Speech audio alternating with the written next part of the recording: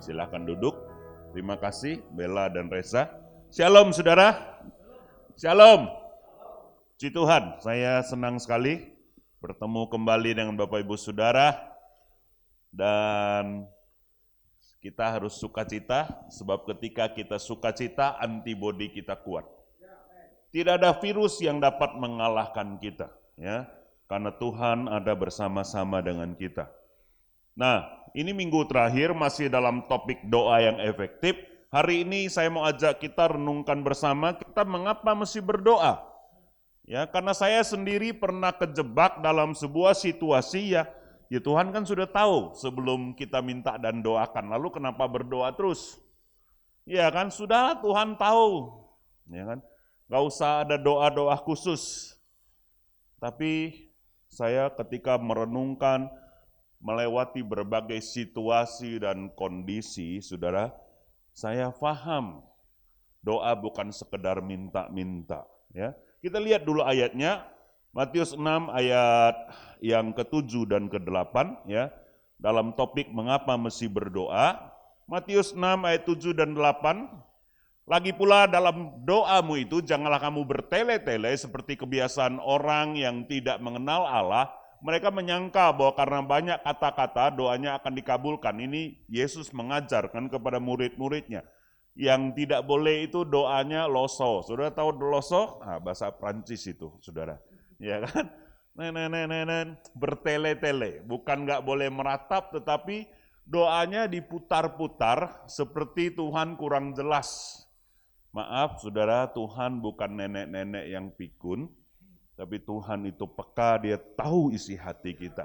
Karena ayat 8 bilang begini, janganlah kamu seperti mereka karena Bapakmu mengetahui apa yang kamu perlukan sebelum kamu minta kepadanya.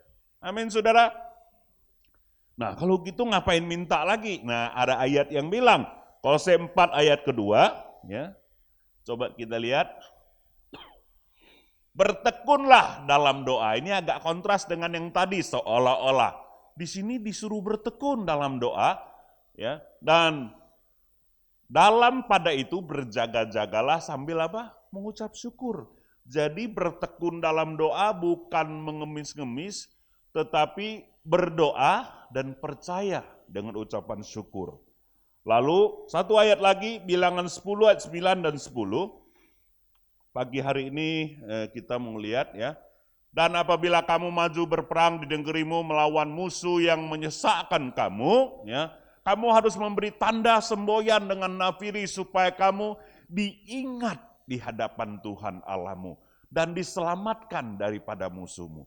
Emang Tuhan pelupa, saudara? Kenapa ada perintah demikian? Ayat 10. Ya. Ini jelas, juga pada hari-hari kamu bersukaria. Tadi lagi sesak, ini lagi senang.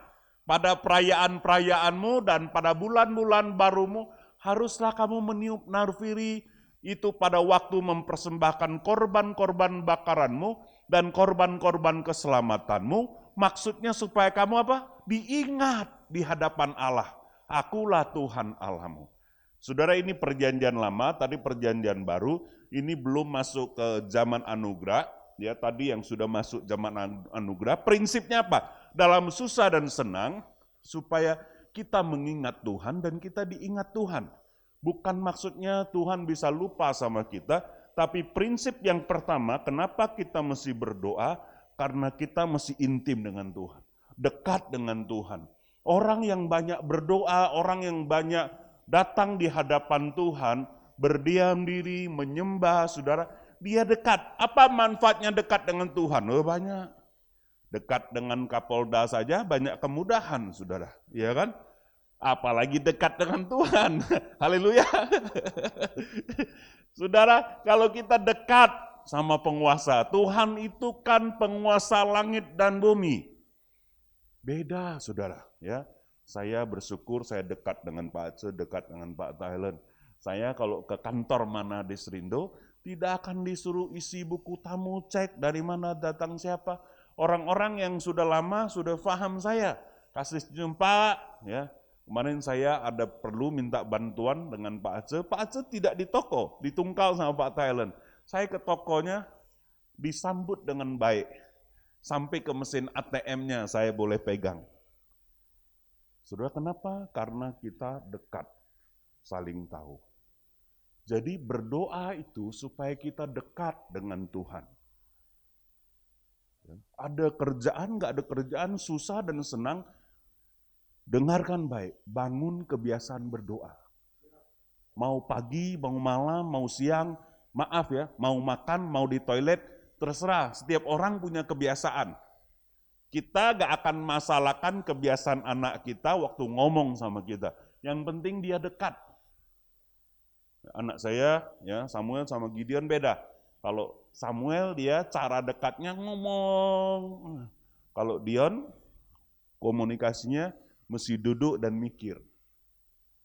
Beda, tapi saya terima dua-duanya karena dia anak saya. Cara pendekatannya beda gak apa-apa. Jadi Bapak Ibu, ya ada kerjaan gak ada kerjaan, kenapa mesti berdoa? Pertama karena kita mesti intim dengan Tuhan. Saudara dengarkan baik, waktu saya persiapkan ini, Tuhan ingatkan saya. Dasar kita datang itu bukan karena takut tidak diberkati. Bukan karena khawatir Tuhan marah. Karena ketakutan adalah iman yang terbalik. Ya. Ayub itu Alkitab bilang dia orang paling saleh. Tiap hari berdoa dan memberi persembahan. Apa yang dia persembahkan, korbannya, semua yang dia ada, kambing, domba, supaya apa? Karena dia khawatir anaknya jangan-jangan melukai Tuhan. Akhirnya apa? Anaknya semua mati. Saya tidak bermaksud kalau saudara khawatirkan sesuatu itu pasti terjadi. Tapi saya mau ajarkan saudara kelemahan Ayub jangan kita tiru. Dasar dia berdoa karena dia khawatir. Bukan karena dia mau dekat dengan Tuhan. Sudah lihat ayatnya. Ayub pasal 1 ayat ke-5. Coba lihat. Ya. Saudara kalau ada waktu boleh baca satu pasal, tapi saya kasih satu ayat. Setiap kali, perhatikan, setiap kali. Apabila hari-hari pesta telah berlalu, Ayub memanggil mereka, anak-anaknya, dan menguduskan mereka. Keesokan harinya pagi-pagi bangunlah Ayub lalu mempersembahkan korban bakaran sebanyak jumlah mereka sekalian, sebab pikirnya, lihat, sebab pikirnya, mungkin anak-anakku sudah berbuat dosa dan telah mengutuk Allah dalam hati, demikianlah dilakukan Ayub senantiasa. Ayub itu khawatir, nah anakku dosa apa ya, salah apa ya. Kalaulah demikian, dia panggil anaknya, woi jangan pesta pora terus, begini. Tapi dia khawatir, sehingga dasar dia memberikan korban bakaran itu, dia khawatir Tuhan marah, nanti dia anaknya kutuin Tuhan. Dan akhirnya terjadi seperti yang dia khawatirkan. Jadi saudara dalam kita berdoa, ya Bapak Ibu yang di depan HP yang sedang ikut live streaming, ya dengarkan baik. Dasar kita berdoa karena kita cinta Tuhan. Kita mau intim. Saya menemukan beberapa orang Kristen, bahkan pendoa syafaat. Dasar dia doa, jam 7 harus doa. Karena dia takut sama Tuhan. Takut dalam arti kata mengandung khawatir seperti Tuhan itu hakim yang luar biasa ingin hukum dia. Tidak begitu Bapa di surga itu. Kalau kita lupa berdoa, ya, dan sebagainya, nggak apa-apa. Bapak, sorry ya, bangun telat dan sebagainya. Karena dasar yang Tuhan mau bangun sama kita adalah kedekatan hubungan.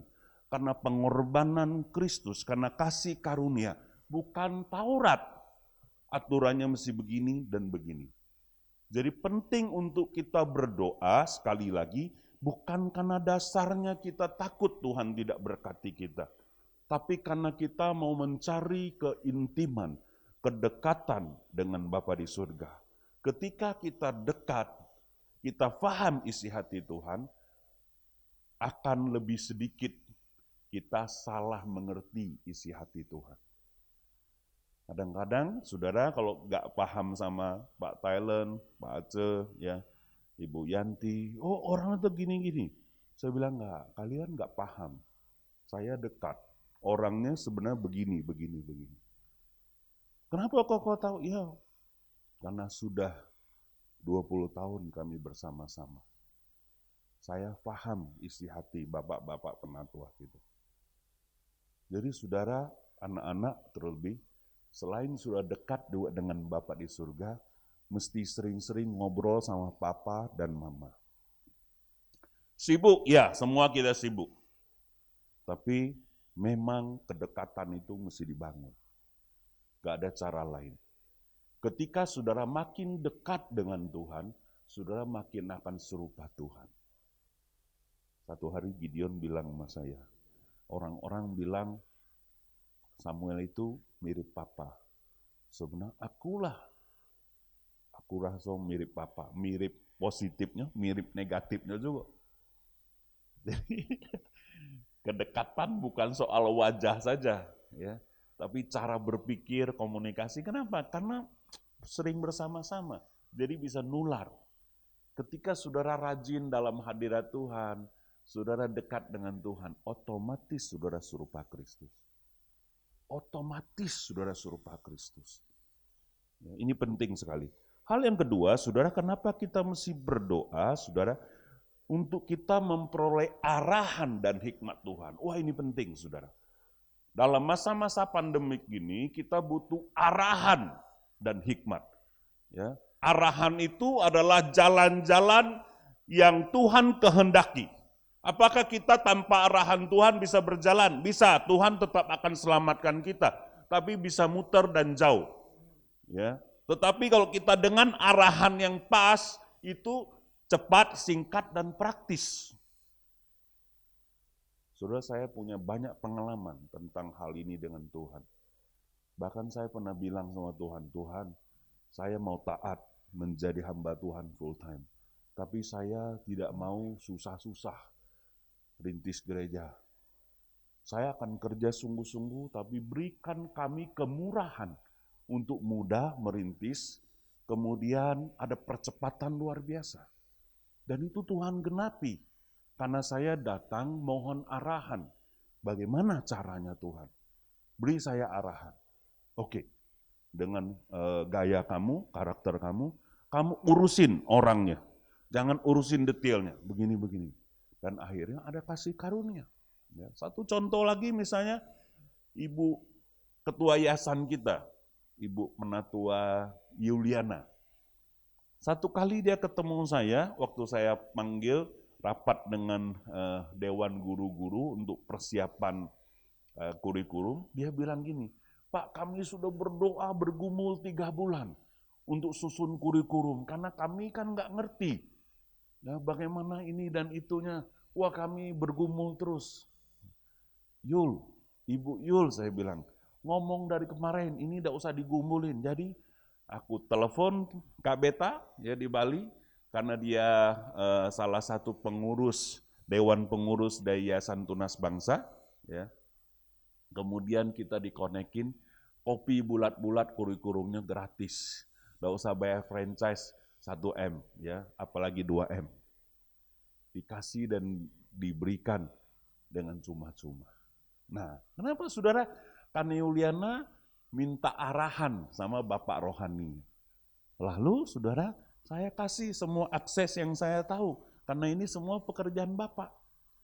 Jadi kalau saudara berbisnis, bekerja, ya tidak mau minta arahan Tuhan, saudara maju terus, maju tak gentar, memang bisa berhasil, tapi berat. Bergumul butuh waktu.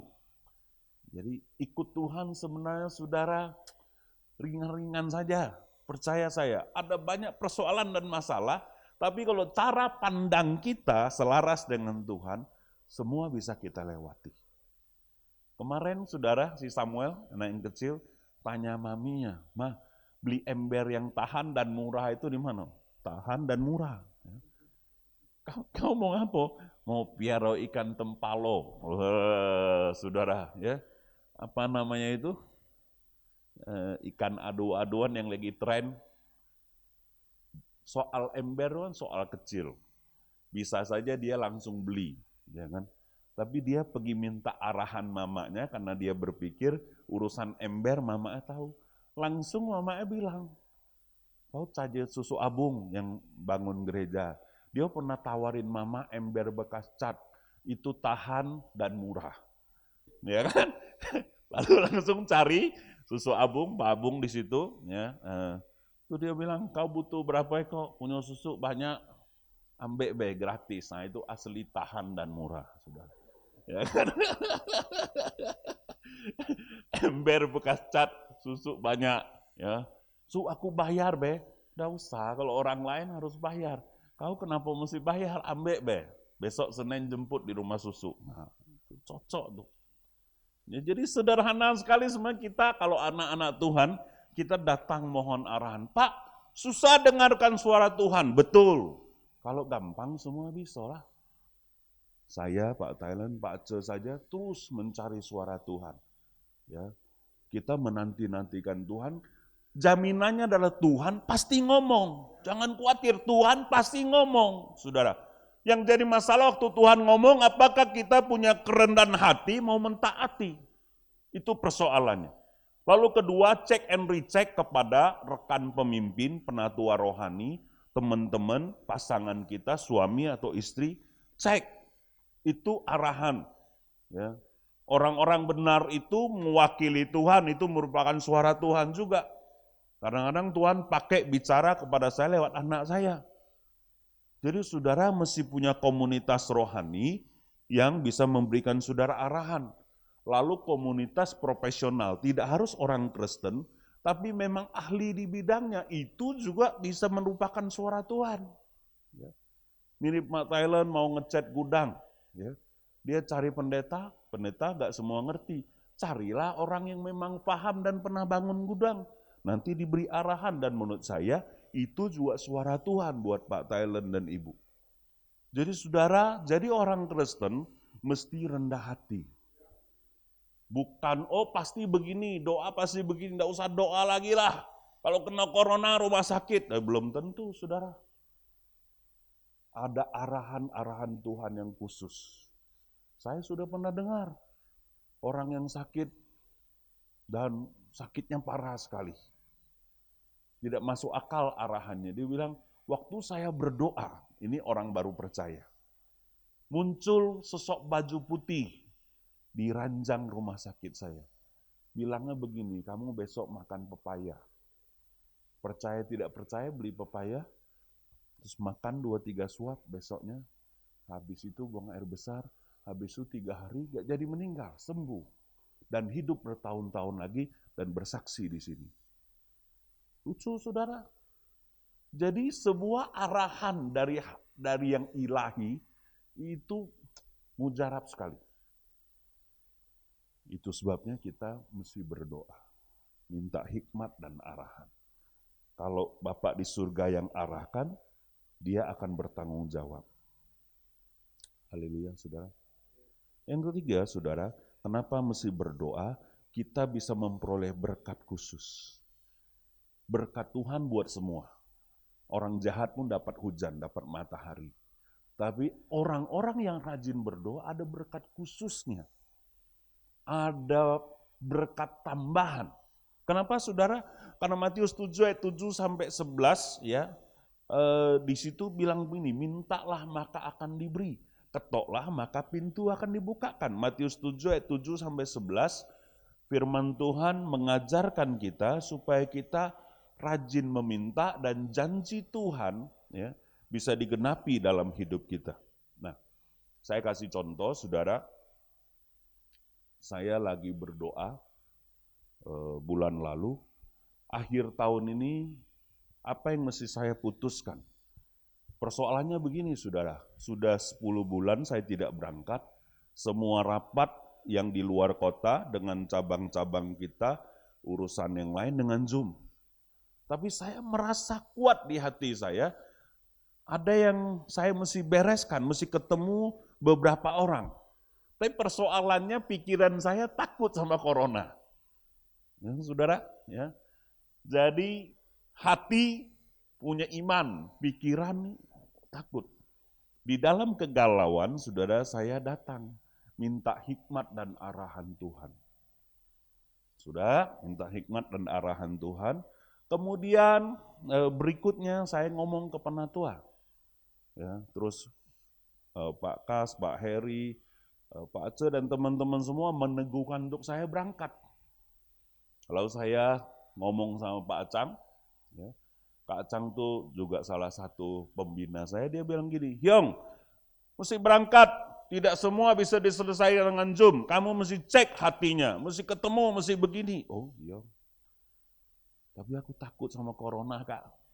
Jangan takut, mesti punya iman. Oh iya. Lalu Pak Thailand bilang, jangan naik pesawat dulu, ya kan, mesti nyetir. Oke lah, saya datang lagi doa sama Tuhan, Tuhan, iyalah, ini sudah mau berangkat, tapi banyak nian yang minta ke sini, yang mana duluan, ya kan? Nah, dapatlah peneguhan dari yang Sumatera Utara, ada berita dari Singapura, mereka belum dapat izin untuk pulang, jadi ditunda tahun depan. Ketika saya kontak salah satu hamba Tuhan kita yang di Jakarta, mereka sangat sedang butuh dan ada retreat akhir tahun. Oke, sudah dapat arahannya, saya mesti ke Jakarta, ke Lembang. Ya. Kemudian berikutnya lagi, doa. Saudara kalau dengar saya doa, bukan berarti saya pergi kamar, lipat tangan, tutup mata terus, kapan kerjanya kalau gitu. Ya. Dapat jawaban, jangan buru-buru dieksekusi, Tuhan. Tolong, berikan aku tanda. Persoalannya adalah, kalau aku naik pesawat, gereja rembes, tiket aku 1 orang, ya. Kemudian biasanya kalau ada kebijakan memang harus berdua, tiket Yuli juga ditanggung. Tapi persoalannya kalau aku bawa mobil, biayanya besar. Pergi, pulang, terus kemudian waktunya lama, bisa seminggu 10 hari, biayanya juga besar. Kemudian aku juga capek dan sebagainya, banyak persoalan yang aku doakan. Lalu Tuhan kasih hikmat, ya. Nah, ternyata ada solusi dan berkat lebih. Tuhan siapkan dananya, siapkan semuanya lebih daripada apa yang kupikirkan. Jadi saudara, ini contoh waktu saya persiapkan doa ini, orang-orang yang berdoa dan mencari Tuhan ada berkat khusus. Ya. Tadinya kita pikir misalnya 5 juta, tapi jadinya ada 10 juta. Tuhan bekerja jauh melebihi apa yang kita pikirkan dan doakan. Seperti itu. Jadi saudara, ketika saudara ada sesuatu, mohonkan arahan, kemudian dengarkan Tuhan. Pasti ada berkat-berkat khusus, kasih karunia khusus yang Bapak sediakan buat setiap saudara. Ya. Saya ingat Perija, cabang kita yang di Jalan Baru. Keluar gak ayatnya? Matius 7 ayat 7 sampai 11. Nah, coba lihat. Matius 7 ayat 7 sampai 11. Kalau keluar kita bacakan. Mintalah maka akan diberikan kepadamu, carilah maka kamu akan mendapat, ketoklah maka pintu akan dibukakan bagimu. Perhatikan ayat-ayat ini. Karena setiap orang yang meminta menerima, ya, ini janji Tuhan, dan setiap orang yang mencari mendapat, dan setiap orang yang mengetok baginya pintu dibukakan. Adakah seorang daripadamu yang memberi batu kepada anaknya jika ia meminta roti? Atau memberi ular jika ia meminta ikan? Jadi jika kamu yang jahat tahu memberi pemberian yang baik kepada anak-anakmu, apalagi Bapakmu yang di surga, ia akan memberikan yang baik kepada mereka yang meminta kepadanya. Ada jaminan, ya, Tuhan suruh kita minta. Bersandar kepada Tuhan, bukan kepada orang kaya, bukan kepada kekuasaan kita, bukan kepada kemampuan kita, tetapi ketok dan nantikan Tuhan. Selesaikan dengan cara Tuhan, bukan dengan cara kita, saudara. Ya. Jadi, mesti ada komunitas, sekali lagi, mesti rendah hati, saudara, menyatakan kehendak kita, tapi menyerahkan keputusan akhirnya di tangan Tuhan, dan kemudian kita mesti taat menjalankan. Saya teringat bulan lalu, Perija Sinaga, salah satu cabang kita di Jalan Baru, itu sedang bergumul mau bangun gereja.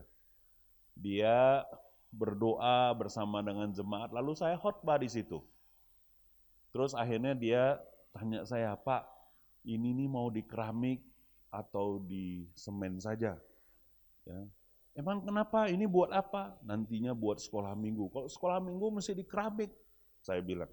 Karena anak-anak kalau di semen nanti kotor, ada debu, ya. Kalau di keramik kan gampang bersihin. Nah itulah masalahnya Pak. Kami sayang sama dana pembangunan yang Penatua percayakan 20 juta. Kami mau bangun gedung utama. Kami nggak mau keluarin uang lagi buat di sini. Dia minta arahan saya. Lalu saya bilang, oh gampang.